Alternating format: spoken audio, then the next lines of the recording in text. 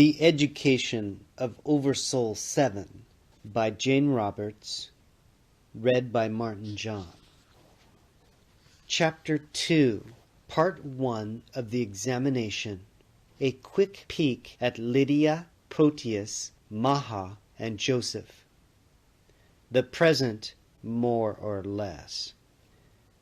Lydia felt nervous, as if someone was watching her beside Lawrence. It was a thunderstormy morning, 11 o'clock, with great dashes of rain pounding against the windows. She was 73 and angrier than usual about it on dark days. Lawrence sat on the blue couch. "Well, what do you say?" "I do wish you'd quit prowling around and give me some kind of answer," he said. She frowned and put down her rye and ginger. "My kids won't like it much, not that it makes any difference. God, they're hitting 50, and Anna in particular is pretty pompous. But I just might do it, Larry." The aged Proteus on her last binge. "I like college-age people, too. They haven't got into the establishment yet, and we're out of it, thank heaven. My kids would okay the idea of a tour, of course. But you and me traveling around the country together in a trailer, unmarried, well, you know how conventional they are. But they can hardly call you a dirty old man, since I'm older than you are. So to hell with it. I'll go." He was so excited that he almost dropped his pipe. "We'll fill the camper with books and food and liquor. And 2 of my cats, Tucky and Greenacre, have to go. And Mr. George, my goldfish." He groaned. "The 2 cats and Mr. George?" She wanted to cry, but she wouldn't. Defiance rose up so that she thrust her head backward in an old gesture that had been startlingly dramatic when she was young. "I'll make out papers before we leave, giving the house to my children. I don't imagine really that we'll be coming back." "We will, goddammit, we will." He stood up, but knowing how she was, he didn't put his arms around her. He only said, "Again, we'll both come back." "Oh, to hell with it. If you say we will, we will. After all, what difference does it make? Forget it. You know, I mean to tell you, not to change the subject, that those dreams of mine are getting nuttier all the time. Last night none of them made sense. Yet, right now, talking to you, it almost seems as if they did, if only I could remember them." Lawrence said, "When you talk like that, then I'm sure that we've known each other before. Before we met, I mean. You are, after all, what, 15 years older than I am? But in some odd manner, it always seems to me that you're younger." "My dear love," she said flippantly, "in the world's eyes we make one hell of a funny pair. The thing is, no one ever thinks they'll really grow old. It always comes as a surprise, and the world sort of hates you for it. Growing old, gracefully or not, just isn't the polite or tasteful thing to do. And you can't blame the young either, because when we were young we felt the same way. Too bad, because in one way I feel younger than I ever did before." "You look 10 years younger than you are," he said. "Don't be trite. Telling a woman that she looks 63 instead of 73 isn't likely to win her favor. It'd be smarter to say nothing. For some reason that I've never understood, growing old is considered bad enough for a man, but an unforgivable crime for a woman. But best I don't get on that subject." She took another sip of her drink. "It's true, I suppose. In good light, and if I bothered to wear makeup, I could look near your age, maybe. But as it is, I look like a scrawny boy grown suddenly old, with white hair and a gaunt face, and quite incredulous about how it all happened. As I am, of course. Yet what I am, I am. I can't see dyeing my hair, for example. In a way, it's pretty damn lucky to be 73 years old, and get white to begin with." He was silent. Then he said, "If the doctors are right, and my heart does go suddenly, then I'll follow your plan," she said. "For that matter, I don't know how long I'll hold out. I'm quite aware that the first stages of my condition have already come upon me. My memory should be all right, generally, for a while, though. But you can never tell. If not, then you'll follow our plan. When I can't recite my own poetry, then I suppose I'll know that something's wrong." And suddenly it seemed really funny, beautifully hilarious to each of them. He said, "We'll beat their hospitals, their rest homes, and final asylums." Exuberance flashed through his thin, nervous frame. She laughed with him, then stopped. "My electric pencil sharpener," she said. "I just remembered. I dreamed of my old 8th grade classroom. Only my electric pencil sharpener was in it, which is ridiculous, of course. They didn't have them then.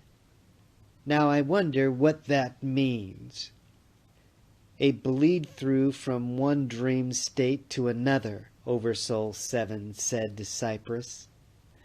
They were suspended in 2 green leaves that rustled in the wind outside the windows. "You heard what she said about the pencil sharpener. That was the error you missed," Cypress said, and 7 grinned. "Wait," Lydia said.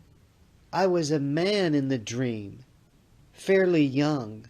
Funny how some of it comes back." Lawrence frowned suddenly. "Never question the dream messages of the gods," he said dramatically. "You might find out what they mean." "Now don't say things like that," she cried. "It makes me nervous. And look at those leaves outside. How alive they seem. How watchful. God, I wish the damned storm would stop. The sound of rain on the trailer roof will be different," Lawrence said. She smiled over at him. He just closed his leather shop for good. He'd upholstered the whole camper trailer and half of her books with leather covers that he'd made for her. She almost gasped. How could they have been so in love and so old? "In my dreams someone was taking an examination," she said. "I was thinking of my books and just remembered." "I was, dear Lydia. We both are." OverSoul7 was all ready to transmit the words to Lydia when Cypress said gently, "No prompting, remember." The leaves were really tossing in all that wind. OverSoul7 filled himself with the uniqueness of it. Because Cypress was saying, "All right, we have to leave now. The first part of the examination allows for a quick viewing only."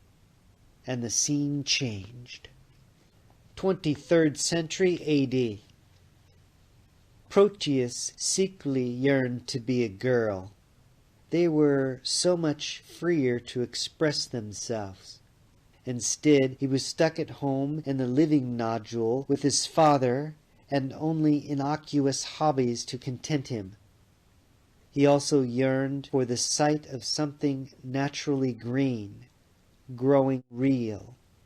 In fact, this desire had grown so strong that he determined to do something about it.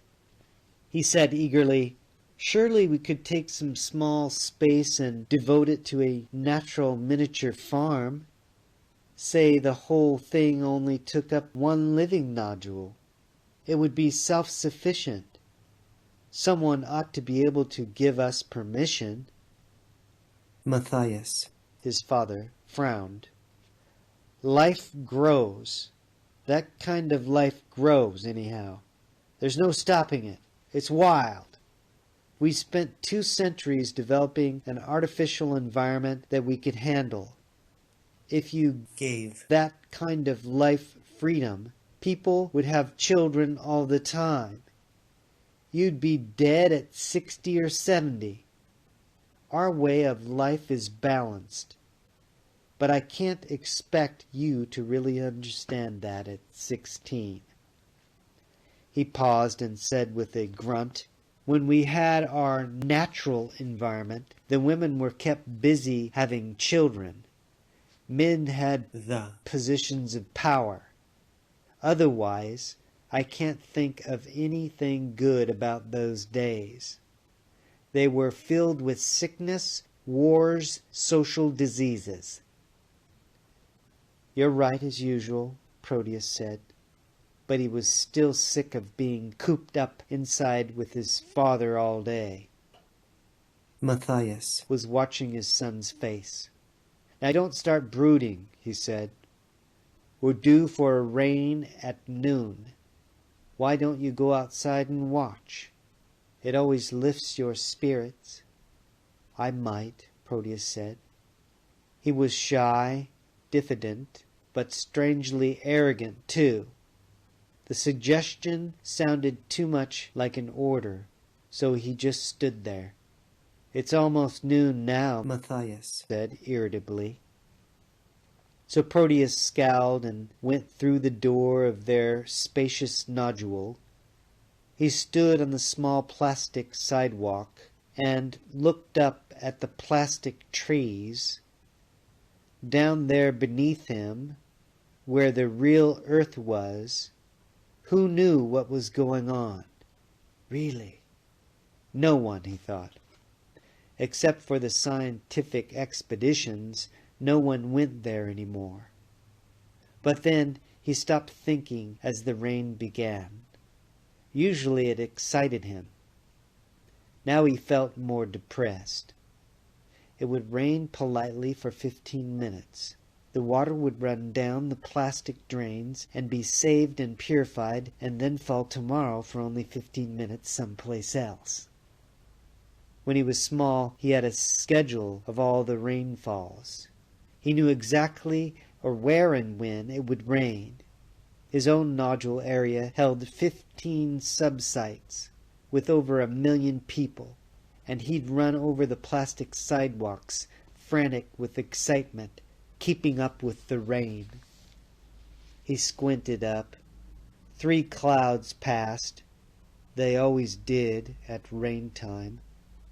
If he didn't know that the artificial sky stopped 1/8 of a mile up, or if you tried to forget it, like he used to, then you could imagine that the rain was real, and the clouds.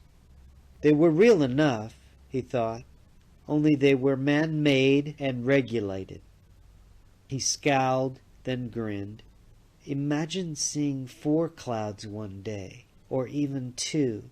How that would shake everyone up. But the rain fell from the sky of the floating city, and there would never be 1 cloud more or less. He almost wanted to cry, but he didn't, remembering his age. What would a real flood be like, he wondered, or a windstorm? For a minute his eyes almost closed under the impact of sheer emotional excitement.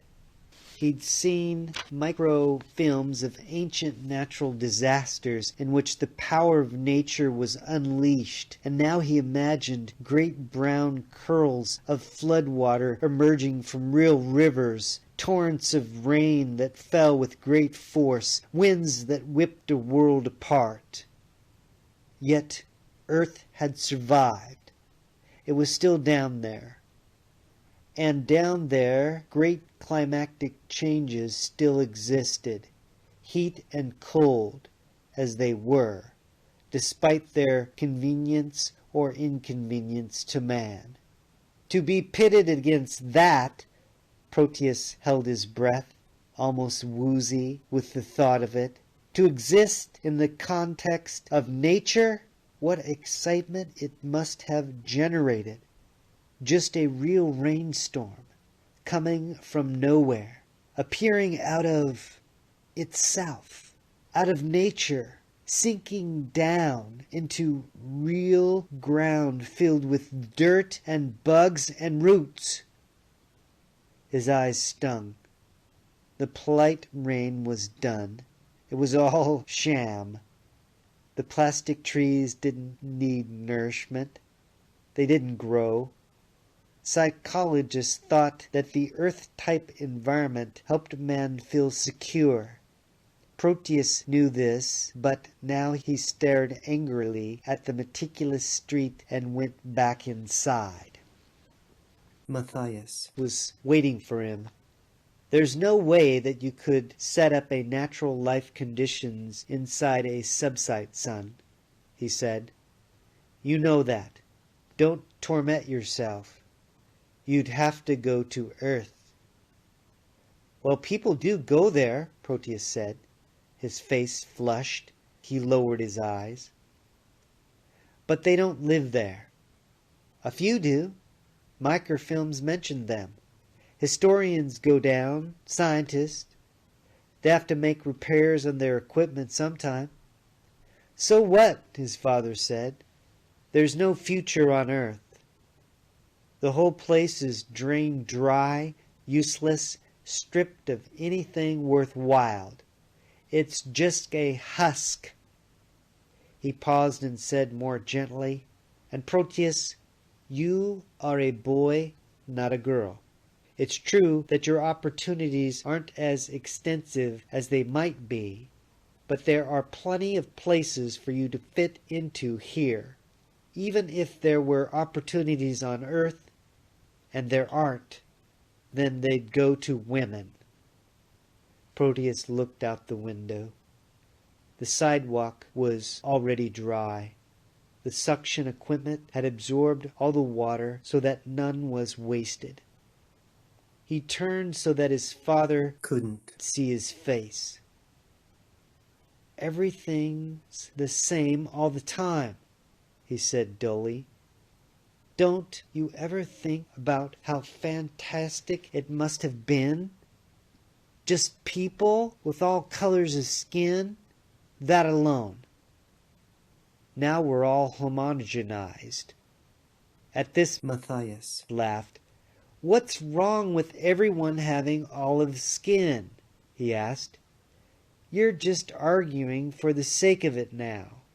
There's all kinds of variations if you want to look for them.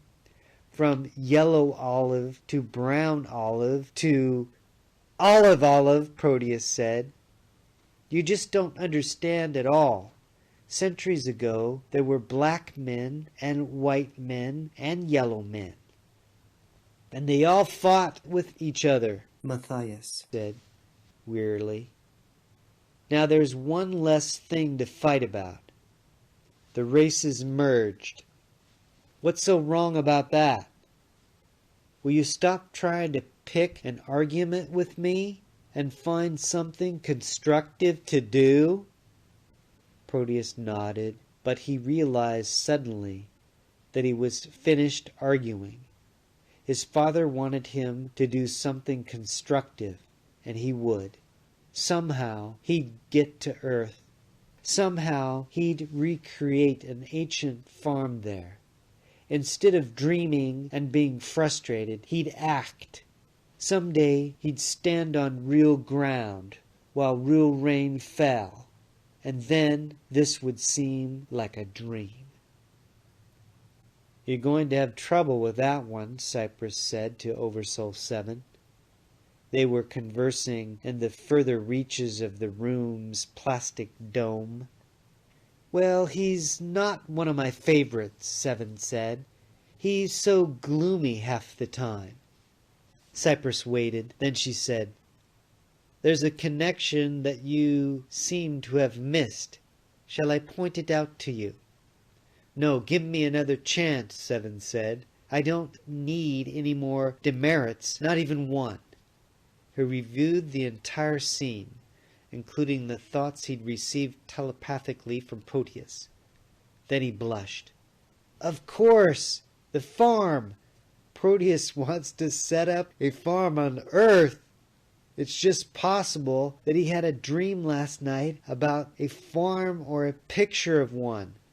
"Exactly," Cypress said. "Well, Proteus has had the idea for some time," 7 said. "But if he did participate in Joseph's dream, he'd use it in his own way, of course. You know, in a way he acts older than Lydia. He broods so." Cypress smiled. "Do you know why?" "No." "I'm sure you'll discover the reason for yourself. It's not up to me to tell you. But now suppose we look in on your Maha." OverSoul7 was delighted to change the subject. 35,000 BC. The wolf cubs sped across the cliffs in the moonlight. Maha crouched in the shadows, waiting. She was hungry, but then she usually was. Her belly pushed in almost to her backbone. She ran across the cliffs when the wolf cubs vanished, and scurried to the clearing where they'd been forced to leave the kill they'd found. She'd frightened the cubs off by throwing rocks. Rampa came over from the other side of the cliff. He used bow and arrows. The two of them found little, only a dead hare. But they ate it at once, ravenously. The hides they wore protected them somewhat against the wind, and they crouched, unspeaking, while the ice cracked along the cliffs almost in sequence, and the air rushed in and out of the rock crevices. Cypress said to OverSoul7, "I didn't think you were that adventurous." OverSoul7 shrugged with just a hint of smugness. Then he said, "Proteus should experience this if he wants to know what the real Earth is like. He'd probably plead for some artificial pretty rain that stops on time." Cypress smiled but said nothing. Maha and Rampa finished eating. They ran down into a nearby cave, pulling in out of the cold, satisfied. The damp smell of the hides rose to their nostrils. Their bellies felt warm from the food. A sense of peace descended upon them.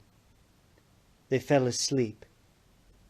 Their satisfaction was transmitted to Cypress and 7, who also felt the cold wind that rushed past the cave entrance. "I could make the wind die down just a bit, couldn't I?" 7 asked. Cypress nodded.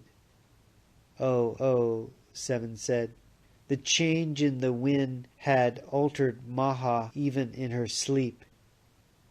In a moment, her spirit body came out of the cave. She saw them. "Oh, it's you, old man," she said. "She's very good," 7 said to Cypress. "But she always sees me as an old man." "Why not? You always are an old man when I see you," Maha said. "Are you going to help me keep watch tonight?" "Not tonight," he said. adding to Cypress. I help her watch sometimes when she's tired so the wolves don't find the cave. You know that you're out of your physical body, Cypress asked. Of course, Maha said scornfully. If I didn't go out in the spirit at night, who'd watch over my body while it slept? Only I don't like to get too far away from my body. Rampa hardly ever comes awake when he's asleep. Whose spirit are you? I'll tell you sometime, Cypress said. Then she and Seven disappeared. Maha always sees me as an old man, Seven sighed. Come to think of it, she sees me as black because she's black. Joseph sees me in lots of different ways, but he likes to see me as an old man too. It gives him confidence in me, for some silly reason. But Proteus never sees me at all. So, Cypress said. Well, none of them see me as I am, male and female, ageless, beyond any image. Even Lydia. I mean, she doesn't let herself believe in her soul at all, at least not on an intellectual level. Now who's brooding? Cypress said. You sound as downhearted as Proteus. Proteus. He'll probably never see me if he keeps on the way he's going, Seven said. But you've already met Joseph, so I presume that this part of the examination is over. I'd like to see him when he's awake in his time, if you don't mind, Cypress said dryly. 1615. Just as OverSoul7 and Cypress arrived at Joseph's, there was a tremendous pounding at his door. Joseph Lansdatter moaned, bounded out of bed, ran his fingers through his bushy hair, and almost sobbed. He never felt so cornered in his life. Coming! Yes, yes, he shouted. He hoped that he sounded enraged, impatient, anything but scared. He grabbed a paintbrush, dipped it into a jar of varnish, held it between his teeth, and threw open the door. I'm working, can't you see? I'm busy. But come in if you must. Eldrin Hosenthoff reminded himself that his wife was watching from the first-floor landing, so he strode through the door briskly. It was, after all, his house, his extra room. The place was a mess of rumpled clothing, tossed bedding, paint jars, and canvases in various stages of completion. Ah! Were you sleeping or painting? My wife swears that you were still in bed. What does it look like? Do you think I sleep with my paintbrush in my mouth? Joseph pushed the brush toward Hosenthoff's nose so that the smell of the fresh varnish made the older man's eyes water and his nose run. You distrust me, Joseph said. Now that he had the advantage. You've always distrusted me. How can I work under such conditions? Hosenthoff stepped back. All right, but my wife tells me that you eat more than 10 farmhands put together, and I won't be taken advantage of. We've yet to see a glimmer of our painting. You've been here 6 weeks now, eating our good food, using our nice room. The painter, my cousin, did his portrait in 2 weeks and was gone. And the painting probably won't last much longer than that, Joseph retorted, getting into it. A good artist needs time. He pointed dramatically to the draped easel. Your portrait is covered, I've told you. It makes me nervous to show a painting before it's done. And it took me a good 2 weeks to get started as it is. Your wife put me in such a mood that I couldn't think, much less paint." Shush. Hosenhoff's light blue eyes lowered. Some of the belligerence drained from his face. He'd been shaking his finger at Joseph. Now he fussed with his shirt instead and looked almost pleadingly up into Joseph's stormy face. "My wife is impatient to see the painting. Women, they cannot wait." Don't I know," Joseph said, as if they shared a dark, mysterious secret. "But very soon now I'll unveil the portrait." He threw his arms out dramatically, smiled grandly. "You will see your family immortalized through the ages. The Hosenhoff family. The portrait will go down through the generations from father to son. He's a lazy clout, and you should put him out in the snow like the cur he is," yelled Ovna Hosenhoff from the stairs. Flinching, her husband closed the door. Very well," shouted Joseph. "I'll burn my painting rather than give it to the likes of that one. None of you deserves fine art. You're worse than shopkeepers." He rummaged through the room, picking up his belongings. Then he stopped in front of the covered easel. "You will never be completed, never," he moaned. "Some silly woman prevents it. Ah, well, if they resent the few morsels of food I eat, the use of this tiny room in exchange for a masterpiece." Hosenhoff was an unimaginative man, at least generally speaking. It didn't occur to him at this point that anyone could fake such anguish. Now, he said hurriedly. "I'll talk things over with my wife. I'll see what she says." He backed out of the room and closed the door. Cypress and OverSoul7 were now 2 flakes of snow on the window sill. Embarrassed, 7 said, "Joseph's very excitable." Just then, Joseph threw the cover off the easel, displaying not a half-completed painting at all, but the empty canvas beneath. "And quite deceitful," Cypress said. No, I'm sure he doesn't mean to be," 7 answered uneasily, because obviously it wasn't going to be one of Joseph's better days. Joseph stared at the canvas hatefully. "Blank! All blank!" he muttered. "Bah!" Completely disgusted, he planked down on the bed. Hosenhoff wouldn't be back, he knew, but his wife would, with her eldest son. They'd boot him out. There'd be no more hedging or excuses. He'd be back on the plains, on his skis, with his supplies on his back, cold and hungry, until he could find another farmer willing to give him bed and board for a painting. And worse, he just couldn't make himself paint anything at all. This time his torment was quite real. He threw the sticky, varnish-covered brush across the room and wondered what to do. "Your dream," OverSoul7 said. "Cypress, can't I remind him? The painting I gave him in the dream. He's forgotten all about it." "No, you cannot," she said. "No prompting in this part of the examination.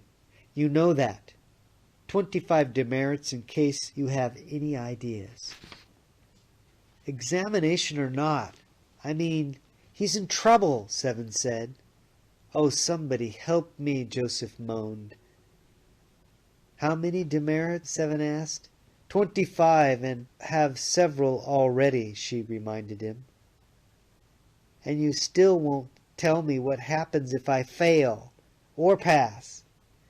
She said gently, "That's part of the examination, too." You have to find that out. Oh dear God, I'll never lie or cheat again if you just help me now, Joseph prayed. Your dream, 7 transmitted the words directly into Joseph's mind. The painting in the dream. The instant transformation in Joseph was extraordinary. Suddenly he shouted, leapt up from the bed, threw his arms around himself, and danced about the room. OverSoul7 almost burst with excitement himself. Cypress made a determined effort not to show any expression at all, and to guard her thoughts. Get to it, 7 signaled Joseph. Now standing before the easel, Joseph grinned from ear to ear. In his mind's eye, as clearly as he'd ever seen anything in his life, he saw an oil painting of the Hosentoff farm in the summer, the fields rich, the sturdy house surrounded by tulips. The greens glowed with vitality. It was in the middle of the season, with only sneaky touches of brown hinting at the overripeness that would be its own undoing. Even the grays beneath the yellows and whites of the house suggested that the farmhouse, while secure, would not triumph over time. Yet somehow the overall effect was still one of vitality, as if the entire scene would endure even while it was so physically vulnerable. He'd never seen a painting so clearly in his mind before. The canvas was coated, all ready to work, and as the thoughts went flying through his mind, Joseph's hands were busily mixing the colors for his palette, combining the dry pigments with linseed oil. He felt swift, sure, godlike, with this sudden, unexpected rush of inspiration. Singing, almost shouting, he began to paint. Partaking of Joseph's experience, OverSoul7 forgot everything else. Once, when Joseph picked the wrong color, 7 called, No, you'll spoil it. You want earth tones there. Another time he cried, No, you dunce. This is only the underpainting. Cypress waited, never interfering. Only once she spoke. This part of the examination is only supposed to involve a brief viewing, she said, making her tone as neutral as possible. Yes, I'll be with you shortly, 7 muttered. Then, No, transparent color there, no, not opaque, he called to Joseph. 5 hours of earth time passed. There was a knock at the door. Go away, I'm working, Joseph shouted. The door flew open. Miss Hosentoff and her eldest son, Jonathan, came pounding into the room. Ah, now maybe we'll get a look at the painting that isn't there. I want to see underneath that cover. I don't believe a word you say, Miss Hosentoff shouted.